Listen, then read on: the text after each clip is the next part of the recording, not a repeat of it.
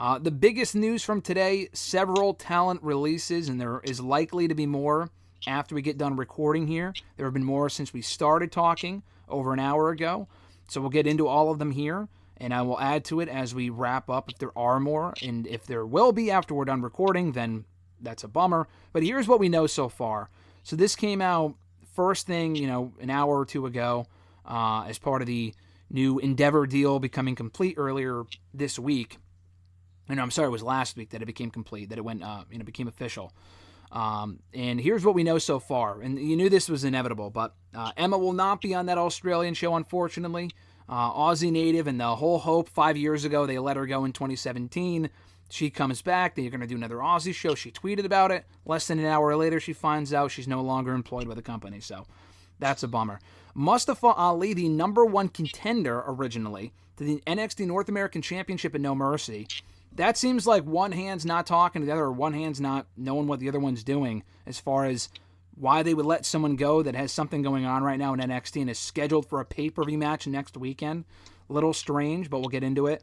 Rick Boog's gone. Aaliyah, Riddick Moss, Elias, Top Dollar, Shelton Benjamin also announced, and former world champion Dolph Ziggler rounding out the cuts so far from Fightful. Those are the ones that are confirmed. Again, if more come out before we wrap up here, I'll mention them. 90-day non-compete clauses per Sean Ross Sapp for most of the releases. There could be NXT ones that we don't know about yet, but he's pretty reliable, so I'll take his word on as far as who we know about so far and those being confirmed. So, of those group of names, Mr. Marceau, give me your thoughts on some of these departures here. I mean, not to sound cruel, like I said, I don't want to see anyone lose. I just feel like none of these people are expendable.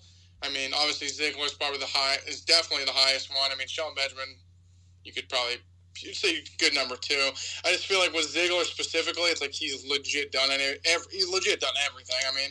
Not that this was overdue, but like they just haven't booked the guy in forever. It's like I like Dolph Ziggler, but it's one of those things. It's like even he's at the point of how could I miss you if you don't go away?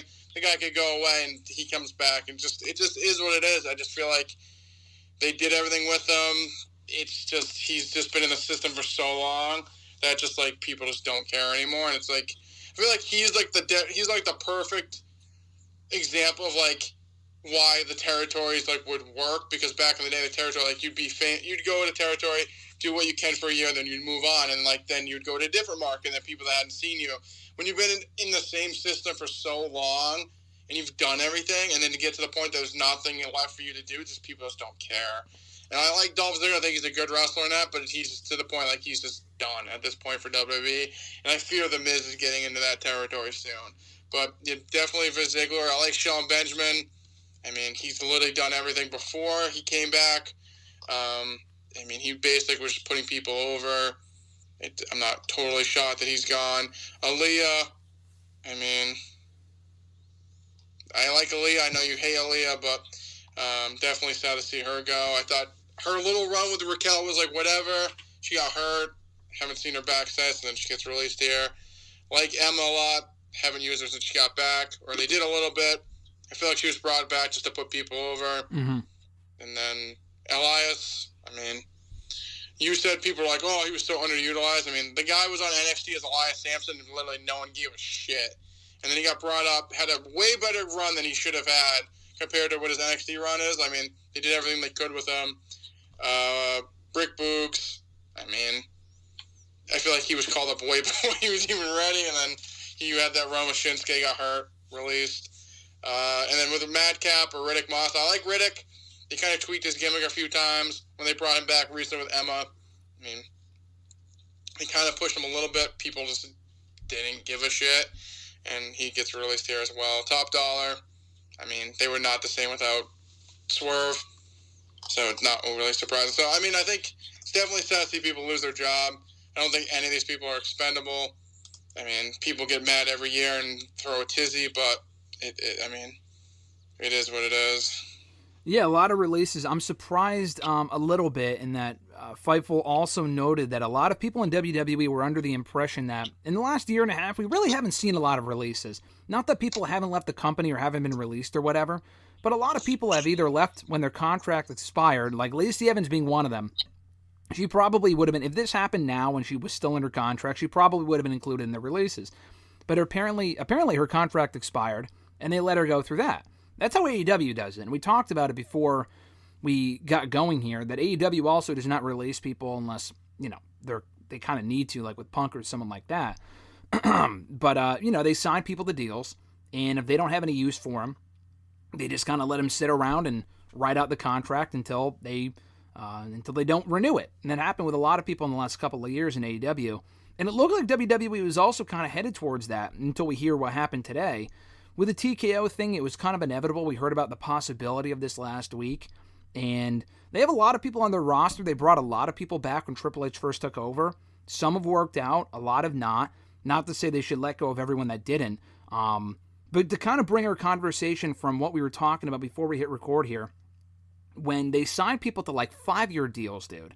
Like, this happened years ago when they were going to sign Gallows and Anderson. They signed to 5-year deals initially. I mean, they could also be let go today. We don't know.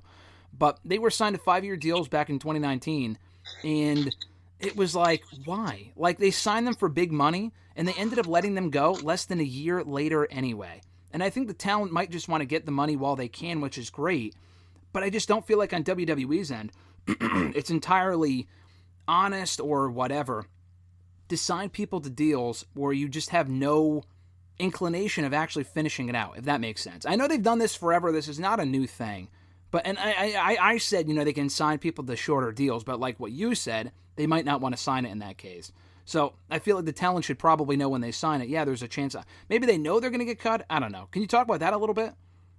Yeah, I mean, I think, like, this one specifically, like you said, you're like, they're headed, like, most people thought they're headed in the way that they weren't going to release people. I will say, I think with the new TKO or, like, the actual Endeavor merger, I think it's one of those things that they probably were planning on doing that, and then now that they have another company looking at it, and they're looking at the books and saying, hey, we have these said people.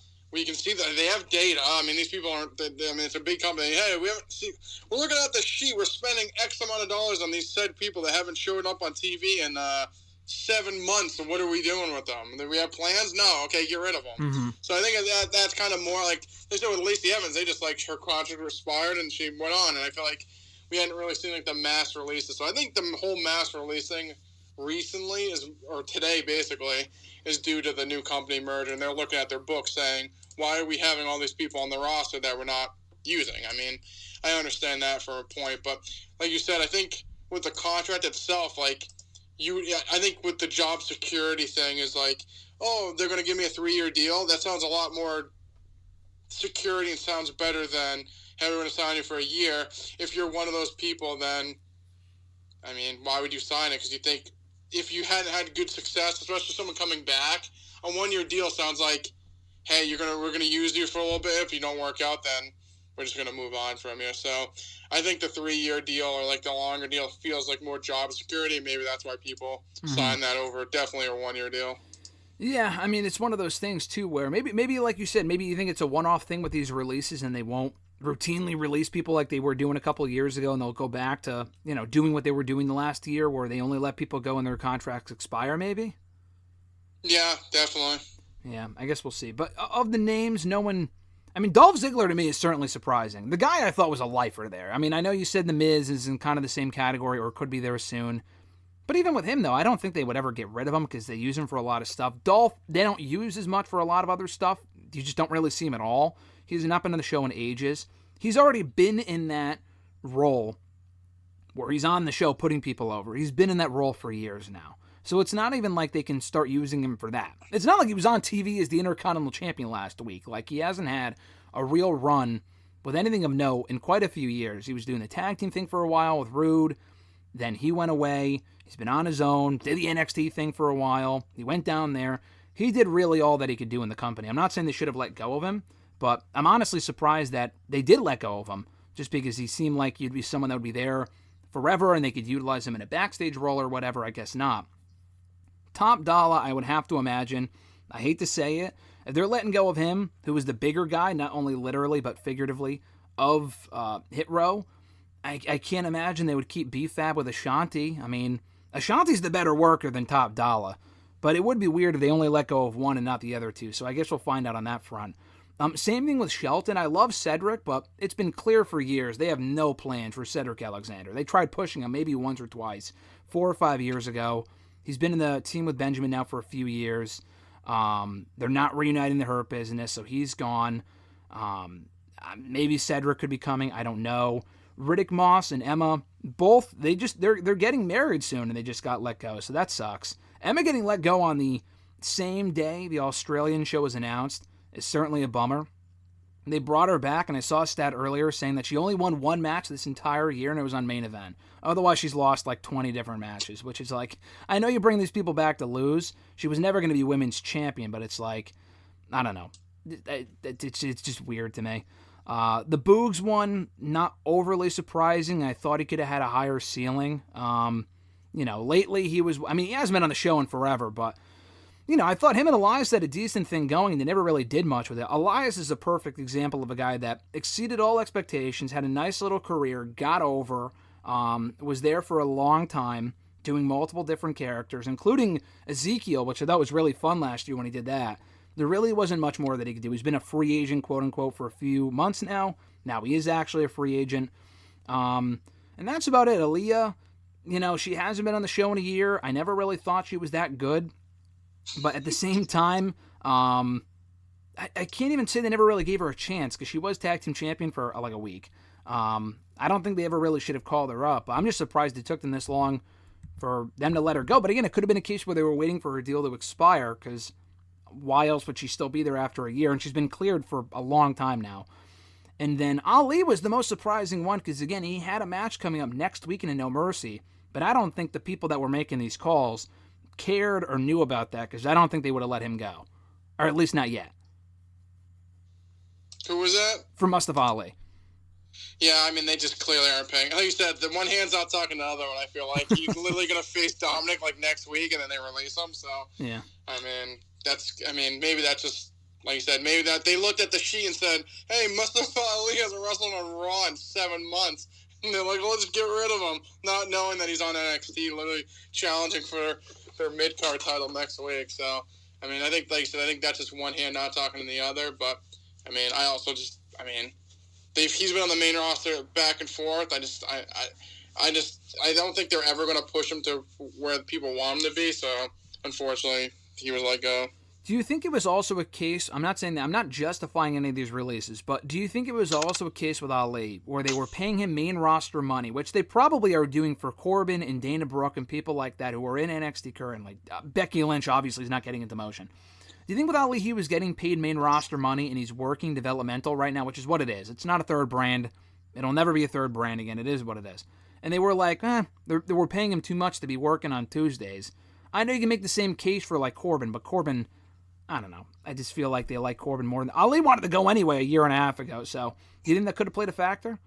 I think it could. I also just feel like I said, like they brought him up and down so many times. I don't think he's ever going to get past a certain level. At least with Corbin, I feel like he's one of those people. If you're not watching NXT, he has been away. So I feel like you could rehab him and bring him back, and like he could be like in the mid card title. Or mid card scene, like be like I don't know if a force, but like a contender there. With Ali, I just don't think they're ever going to put him in that role. So I just, like I said, I think he's like to them expendable. Yeah, some surprising names in there. A lot of them were unfortunately expected. We'll see if there's any more. Those are the full list of names of what we have right now as we're speaking. There could be more as soon as I hang up the phone on you in a minute, but we'll find out. So the list includes, as of right now, as we're talking, because I'm going to put this up on YouTube. So for anyone I didn't mention, this is why. Emma, Ali, Rick Boogs, Aaliyah, Riddick Moss, Elias, Top Dollar, Shelton Benjamin, and Dolph Ziggler. Rounding out the releases today. If there is anyone else, we'll talk about it next week here on the show.